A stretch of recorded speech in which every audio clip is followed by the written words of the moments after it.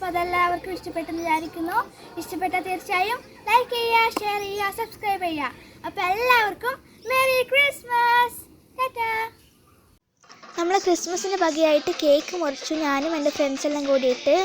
അതാണ് ഈ ക്ലിപ്പ്. പിന്നെ എൻ്റെ ഫ്രണ്ടിൻ്റെ വീട്ടിൽ നിന്ന് ക്രിസ്മസ് ട്രീ ഡെക്കറേറ്റ് ചെയ്തു.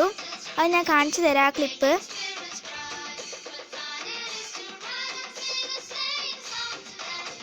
അപ്പോൾ ടാറ്റാ.